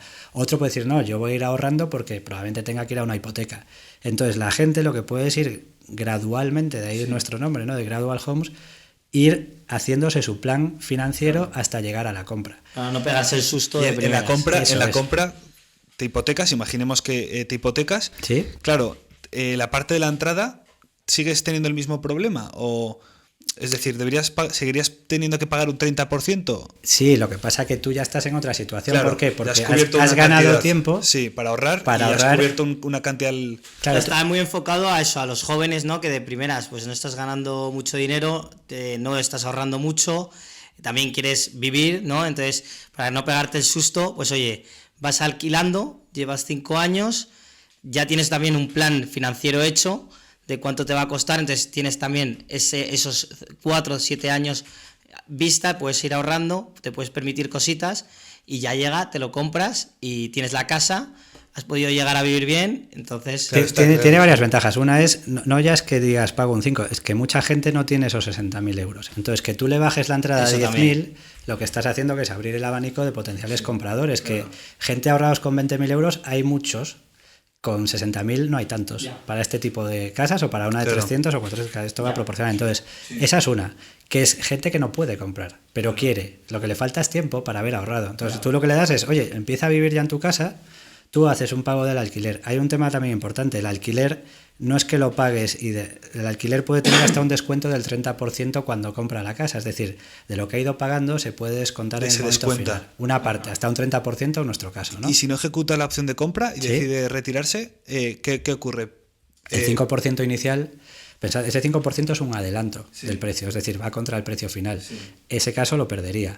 ¿Por qué? Porque pensad que nuestro modelo, la persona que viene nos trae la casa que él quiere. Él se va pues a un portal inmobiliario, Fotocasa, Idealista, Pisos.com, el que sea, y dice, oye, nos ha gustado esta casa, me la trae a mí, nosotros la analizamos, pero es la casa que él quiere. Entonces, lo que nosotros tenemos son inversores que compran la casa por él. Son inversores institucionales de máxima fiabilidad y son empresas conocidas en España que dan total garantía, ¿no? Entonces, estas empresas compran la casa y lo que no queremos es que alguien venga y diga, oye, cómprame esta casa y a los 2 días me voy porque no me lo he pensado mejor. Oye, no, lo que exigimos es, oye, tú aporta un 5%, que es un dinero que es tuyo, es un adelanto del precio de la casa, pero lo que queremos es que tengas cierta vinculación O sea, a lo que es el claro, modelo, el público ¿no? entonces es gente que tiene claro que quiere comprarse una casa, pero quiere hacerlo de una manera más gradual, más suave, ¿no? O bien porque no puede, Sí. porque no tiene para la entrada todavía, o bien porque teniéndola dice, yo lo que no quiero es quedarme tiritando, ¿no? Con el banco tal, quiero, pues mira, pongo ahora esta parte, sigo estando tranquilo, pues mis hijos si quiero llevármelos de viaje en verano me los llevo y no estoy pensando que me estoy vaciando mi cuenta del banco por entrar en la hipoteca y tengo que estar 2 años que no puedo ni hacer planes, ¿no? Entonces eso es una parte relevante. Hay otro punto que yo lo veo muy interesante. ¿Qué nos pasa con la gente joven? Dice, yo ahora tengo ahorrado 60.000 para comprarme una casa de 200.000. Claro, cuando tú lo bajas al 5% del valor, una casa de 200.000 aportas inicialmente 10.000 euros, 5% de 200. Sí. Si fuese la casa de 300.000, aportarías 15.000. O sea, es una diferencia solo de 5.000 euros que Pero mucha te gente permite dice acceso a viviendas mejores. Sí, O en las que claro, tú imaginas tiene que sentido. tienes una pareja, no tienes hijos, y dices, bueno, yo en una casa de 200.000 viviría cómodo ahora, pero yo dentro de 7 años quiero tener 2 hijos y no me veo en esta casa, me veo en otra. Pues tú lo que le dices es, empieza a vivir en una casa que ya es mejor, que igual tiene garaje, zonas comunes. La verdad que está y muy demás. guay, ¿eh? Luego esas personas, claro, tienen que poder llegar a pagar una hipoteca de una casa de 300.000. Pero se supone que tú también nosotros analizamos y ayudamos. Nosotros asesoramos mucho a la gente con lo que ganáis. Y vas no ganando podéis poder acceder. adquisitivo también a medida que vas creciendo, vaya. Eso Es que, también en puede, principio, puede ser que si tu carrera va creciendo, tú vayas generando más, ¿no? Nosotros muchas veces nos pasa también, nos llegan personas que dicen, quiero comprarme esta casa. Nosotros somos el primero que le decimos, no la podemos comprar, pero porque tú no puedes comprarte esa casa, ni ahora ni dentro de 7 años. Ya. Entonces tratamos de asesorarles y ayudarles en lo que podemos, ¿no? Y una pregunta así que siempre es típico también de debate incluso, o sea, alquilar o comprar. Bueno, Sé tu respuesta seguramente. Di la respuesta. claro, yo diría hay 3 alternativas, alquilar, comprar o alquiler con Con derecho a opción a compra. compra. Claro. Que Es que es muy buena. desde luego es que es lo mejor. O sea, a mí me parece lo mejor. Sí. A ver, yo creo que en estos casos no hay nada ni mejor ni peor. Pero hay situaciones. Entre estas dos, es como el gran debate que hay. Sí, Yo creo que depende de tu situación. Yo he vivido de alquiler en muchísimos pisos en Madrid, pues me fui de Erasmus, volví, cambié, viví con amigos, empecé a trabajar y compartía piso, luego ya ganas un pelín más y te independizas. Tu situación... No hay una respuesta, ¿no? Es relativo. Es relativo. Tú, por ejemplo, ¿qué ventajas tiene para mí el alquiler? Bueno, tiene una muy clara, te da mucha flexibilidad. Tú, si te va muy bien, pues puedes estar pagando una casa mucho más cara y dices, bueno, me va bien. Imagínate que luego, por circunstancias de la vida, te echan del trabajo y bajas. Dices, pues bueno, pues igual tengo que adaptar mi vida con un alquiler, entonces te permite mucha flexibilidad. Lo que ven otros que ya lo ven desde el punto más financiero, dicen, bueno, es que alquilar, todo lo que pagas dinero, se lo lo está pierdes. llevando el propietario de la casa y tú no estás comprando nada. Entonces dicen, si tienes capacidad para comprar esa entrada, ¿por qué no empiezas a comprar y no pierdes todo tu alquiler? Claro, bueno, también te estás vinculando a una casa que igual luego si tienes que vender... Claro, pero pues luego tienes lo que saber puedes hacer intentar, con esa casa... O sea, yo creo que siempre es mejor comprar, porque al final, ¿no? O sea, tú compras la casa, si te quieres cambiar a otra casa, pues esa ¿La tienes tuya con hipoteca, es verdad, pero puedes alquilarla. O sea, la alquilas... O venderla. O venderla, Claro. o venderla, pero vendes o alquilas. Yo alquilaría esa casa a alguien, a un tercero, y me compraría, si tengo... Claro, si tengo... Claro, la Pero cosa ya es que tendría que llegar preparada otra comprarte casa. ya se complica, ¿no? Comparte un poco, danos un poquito de... A ver, si puedes hacer dos, es un poco estupendo. gráfica, Si puedes hacer dos, estupendo, ¿no? Pero yo, Claro, yo- eso es lo complicado. yo creo que ahí, y nosotros nos pasa mucho, nos llegan clientes que dicen, bueno, yo puedo acceder a una hipoteca, y digo, pero hacer una hipoteca está muy bien. Ahora es cierto que los tipos están más altos, también nos llega mucha gente que dice, yo ahora, como los tipos están muy altos para la hipoteca, me gusta mucho tu modelo para dentro de 3 años, que estoy descontando que los tipos puede ser que bajen, que es lo que dicen los expertos, ¿no? Entrar ahí en una hipoteca. Entonces ahora prefiero entrar con tu modelo, empiezo ya a vivir en la casa que quiero, digamos, ya la he visto, es mía ya cuando compre, igual me voy a una hipoteca dentro de unos años si los tipos han estabilizado, porque la hipoteca me va a costar menos financiarla, ¿no? Ya te digo, esto es como todo. La gente pues dice, alquilo una determinada época porque igual me veo más de forma transitoria. Claro. Esto también pasa, ¿no? Los jóvenes os veis o nos vemos con más movilidad, ¿no? Sí. Antes lo hablábamos yo, la gente viene a Madrid, ¿no? Mucha gente se viene a Madrid de provincias, como puedo ser yo, y dices, bueno, puede ser que esté aquí muchos años o puede ser que me vuelva a Vigo a ver al Celta a jugar al fútbol, que me encanta, ¿no? Entonces, también tienes como más movimiento y menos, digamos, pertenencia igual en este caso pues a Madrid. Y dices, pues hoy estoy aquí, luego me va mejor, me cambio a una casa mejor, luego me va peor, igual me cambio a otra. Esa es una ventaja del alquiler. Lo que dices tú, si te da para comprar, puedes verlo ya como una inversión. Y es cierto que un inmueble en una ciudad como Madrid, que hay demanda y que los precios van creciendo, obviamente varía, ¿no? Pues puedes verlo como una inversión de decir, en vez de tener el dinero en el banco, me compro una casa, vivo en ella, ya estoy pagando en vez de un alquiler parte, aparte de los intereses de la hipoteca, ya estoy comprando la casa para mí y oye, en algún momento dado igual la tengo que vender, pero yo ya he ido pagando, pues la vendo y ganaré más. Pero ¿no? y esto yo alguna vez tenemos un amigo que Carlos, que controla mucho, ¿no? Y me acuerdo que me dijo una vez que una hipoteca es una de las cosas menos rentables que hay. Hay gente que quizás la ve como una inversión, pero claro, si tú estás 25 años pagando una hipoteca y luego calculas Los intereses. lo que has pagado, exacto, dices, ostras, igual la he liado un poco, ¿no? Pero por eso te digo, hay gente que le gusta invertir en un inmueble y está muy seguro de tener su propia casa y dice, bueno, a 25 años la voy comprando y cuando tenga, pues según la edad, dices, oye, me he jubilado y tengo una casa mía. Que ojo, también eso es un tema que yo lo digo mucho, ¿no? Pensad que hasta ahora, pues las generaciones anteriores, quien más que menos ha podido comprarse una casa en propiedad. Esto, cuando te vas a jubilar, pensad, imaginaos en Madrid, los precios de los alquileres, imagínate que te jubilas y tienes una pensión de 1.000 euros, que tu casa, el alquiler cuesta 1.300, pues de por sí tú cada mes, para los años de jubilación que te quedan, que pueden ser 15 Claro, o 20, en ese sentido sí. no tienes un activo, o sea, te genera mucha inseguridad. Pensad que el que ha podido comprarse una casa ha tenido una inversión en un activo que es de él y es real. Y en un mercado que donde hay demanda, como es una ciudad como Madrid, históricamente los pisos ha habido épocas de subida y de bajada, pero históricamente si trazas una línea, el precio, el valor de los pisos ha ido subiendo. Hay ciclos, ¿no? Y demás. Entonces tú puedes decir, oye, he comprado esto hace unos años y tengo un activo que, oye, pues me garantiza pues tener una jubilación tranquila porque al menos la casa la tengo. Lo alquilas el piso en Madrid, te vas a vivir a tu pueblo, que igual es mucho más barato.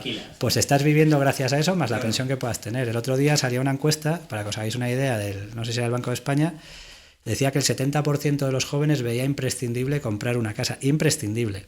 Pero a la vez decían que la gran mayoría, que el 50 creo que era y pico, no pensaba que la pudiese comprar. Claro. Y a la vez el 60 y pico % pensaba que no iban a tener pensión cuando se jubilen. Imaginaos el momento en el que no tienes pensión, no tienes casa y a ver lo que has podido ahorrar en tu vida para vivir pagando un alquiler. Pues igual te tienes que ir desde Madrid, si es que vives en Madrid, a un sitio mucho más barato, ¿no? Bueno, son temas. Sí, es pues eso, el gran debate, al final, el gran debate. A mí me preguntas, te digo, pues a mí tener un activo dentro de unos años, cuando me jubile, que sea mío, me da tranquilidad. A mí también. Claro.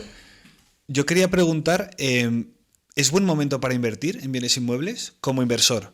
Porque hay gente que dice que no es buen momento, ¿no? Pero luego hay algunos expertos que dicen que realmente depende un poco. ¿Es buen momento? ¿Es mal momento? Bueno, si los hubiera... O sea, la pregunta es, o sea, los tipos que ahora están altos, ¿sí? ¿Convierte el momento actual en un mal momento para invertir en bienes inmuebles? A ver, los tipos están altos, eso también es relativo, ¿no? Los tipos han subido muy rápido. Entonces yo creo que hay que diferenciar. ¿Qué ha pasado? Que en un año hemos pasado de tipos casi al 0 a tipos al 4 y pico, ¿no? Claro, esto lo que ha hecho es que nos ha pegado un impacto a los que estábamos o los que están hipotecados, que le ha subido mucho el coste de su financiación. Con los tipos altos, ¿qué pasa? Te cuesta más endeudarte, pues un inversor dice, pues como me cuesta más, igual la rentabilidad que iba a ganar por los costes financieros me baja comparado con lo que yo estaba estimando objetivo, ¿no? Entonces la respuesta ahí es, tipos altos, pues te va a costar más financiarte o que te salgan los números cuando vas, a no ser que el mercado lo soporte, ¿no? A nivel de precios o que los alquileres suban tanto que tal. ¿Qué está pasando, por ejemplo, en Madrid? Tú puedes decir, cuando suben los tipos bajan los precios porque hay un ajuste natural. Te cuesta más, la persona no puede pagar tanta hipoteca, pues no puede comprar ese precio. ¿Qué pasa en Madrid? Que los precios no están bajando porque hay demanda y sigue habiendo demanda. Es lo que está pasando. Los precios están por las nubes, pero sí. Bueno. Entonces, ¿es un buen momento para invertir? Bueno, habrá gente que diga, pues con los precios como están creo que van a seguir creciendo y aunque me cuesta más financiarme, si quiere invertir, dice, pues igual dentro de 2 años vendo este activo por más dinero, pero es una apuesta, ¿no? Si le sale, pues habrá ganado. No hay que lanzarse a la piscina. Claro, totalmente. Sí. Una última cosa, imaginemos que aquí hay alguien que ahora está interesado en hacer un alquiler con opción de compra con renta variable homes. ¿Qué tiene que hacer? Pues es muy sencillo, al final somos una empresa que ha nacido muy digital, sí. Tenemos nuestra página web www.gradualhomes.com. Pondremos la descripción. Sí, somos capaces que este quiere hacer esto. Abajo, bueno, pues así, abajo. Digitalizarte. Bueno, ya os digo, es un modelo que ha salido muy digital. Sí. Pero bueno, es muy sencillo. Básicamente tú vas a nuestra web, se explica el modelo muy transparentemente, no contamos todo porque a nosotros lo que nos interesa es que la gente lo entienda, sí. Y desde el primer momento, cuanto mejor lo entienda, porque bueno, es una decisión importante al final. Aquí lo has explicado muy bien, ¿eh? Sí. Bueno, no sé si a veces me lío un poco, pero sí, bueno, sí, es cierto que lo que nos interesa mucho es que la gente lo entienda. Hay gente a la que no le va a encajar y hay gente que le ha encajado. De hecho, hemos cerrado bastantes operaciones ya, ¿no? Llevamos 25. Salí el otro día en una entrevista diciéndolo, que son unos 7 y pico millones de euros. Hay gente que me dice, son pocas, y yo digo, bueno, es un modelo nuevo. El año pasado, por ejemplo, creo que ¿cuántas operaciones, o sea, el año pasado cuántas operaciones cerrasteis? Bueno, básicamente era el primer año muy poquitas. Claro, llevamos, o sea, que digo que es un crecimiento notable también. Sí. Y a mí además siempre lo digo. Y una casa no es vender un chupa chups, ojo. Claro. No, pero es cierto que además cuando vas creando un modelo nuevo, y efectivamente... tú puedes decir, joder, es que estos han vendido 10.000 jerseys. Bueno, sí, es que vender un jersey te puedes equivocar y no pasa nada. Claro. Convencer a alguien de que este modelo, que es un modelo que es novedoso en España, tiene todo el sentido del mundo, pues hay que hacer mucha pedagogía y de hecho lo hacemos, ¿no? Hacemos webinars todos los días, claro, respondiendo a tu pregunta. En nuestra web se pueden registrar, se pueden apuntar a webinars, pueden hablar directamente con uno de nuestros comerciales. Además que tienen las preguntas frecuentes en las que explicamos todo el modelo. ¿Tienen que ir con una casa? No necesariamente. ¿Qué pasa? Que cuando alguien viene ya con una casa seleccionada, es decir, ha visto una casa en un portal y dice, la he ido a ver, es la que me gusta, a nosotros nos facilita mucho. ¿Por qué? Porque él ya viene, con esa casa. Entonces, para hacer nuestros análisis de si la casa cumple con los criterios que le pueden interesar a nuestros inversores. Pensad que los inversores compran la casa para ellos. Exigen ciertos criterios que están puestos en la web también y demás.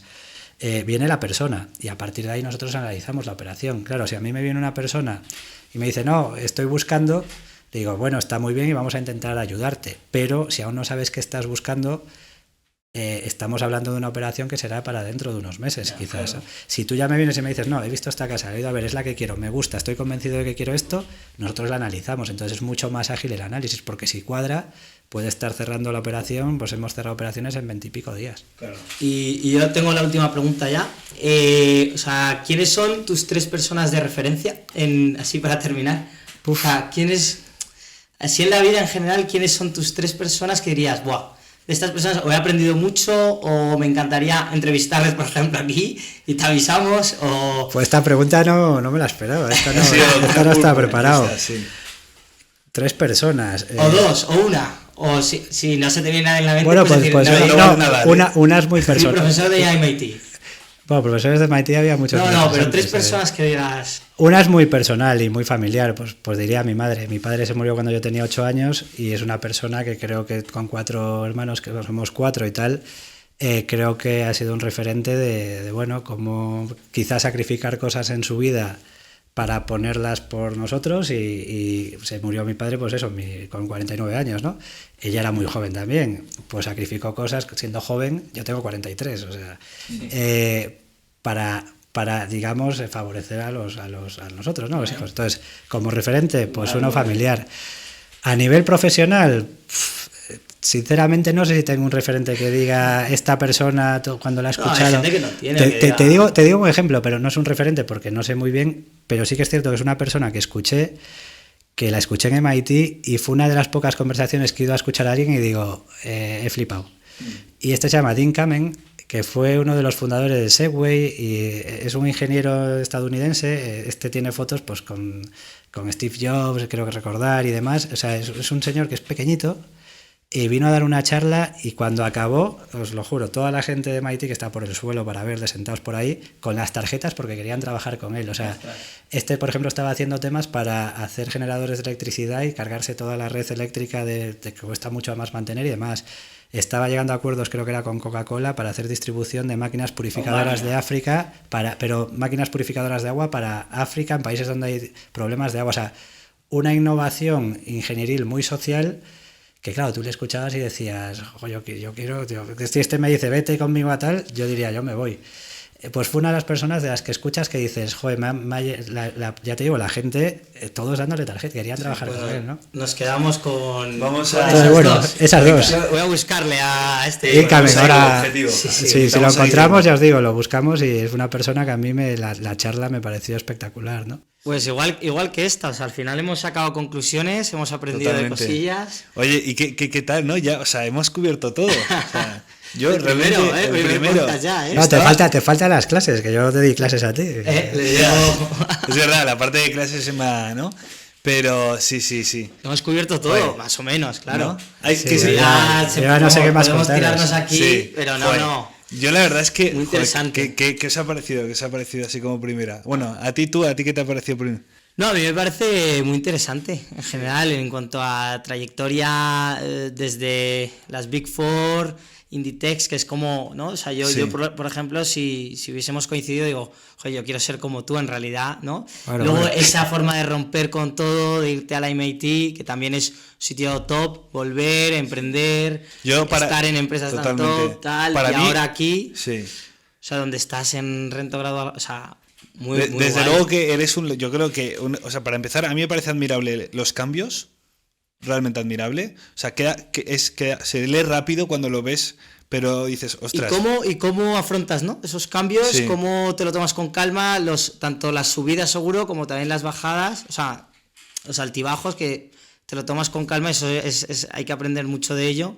Y luego el final, ¿no? La parte inmobiliaria, que también es muy interesante. Totalmente. Que aprendemos de eso. A ver, el proyecto es muy bonito, yo lo hablo mucho con mi equipo, ¿no? Tener un propósito hoy en día en una empresa, y nosotros lo tenemos. Cuando hemos cerrado operaciones, alguien que ves que le estás ayudando a entrar a una casa y que tiene preocupación porque ha buscado y no ha podido, pues obviamente también es muy bonito hacer algo con un propósito, ¿no? Será un propósito social, como quieras llamarle. Pero algo que dices, estoy haciendo algo que creo que es bueno y que ayuda a solucionar un problema estructural hoy por hoy en España, ¿no? Hay mucha gente que quiere y no puede. Pero además no es que digas, joder, gente que tiene estabilidad financiera y que puede tal, entonces esa parte es importante. Claro. Luego la parte de los cambios, a ver, tampoco me considero aquí. muchos cambios son obligados y la vida te va Sí, te va pero marcando. Sí, pero hay gente que, o sea, se rompe. Sí, hay gente que se derrumba, hay gente, pero O sea, a lo como mejor lo, a ti, lo claro. cuentas con naturalidad, además, Sí. o sea, está guay, está guay. Así Bueno, que- yo trato, por ejemplo, alguna vez que he hecho una entrevista me decían, pero cuentas todo sin filtro, en el sentido de decir, pues tengo no sé qué. Y digo, pero ¿qué más da? Si- sí, pero hay totalmente. gente que no tiene esa habilidad Yo, o yo ese- yo recuerdo la primera diapositiva de la primera clase tuya, que ibas contando todo lo de Pescanova, tal, con una naturalidad. Y, ostras, normalmente la gente cuando se presenta dice solo lo bueno y lo pinta bien y tal. Y tú fuiste totalmente tal.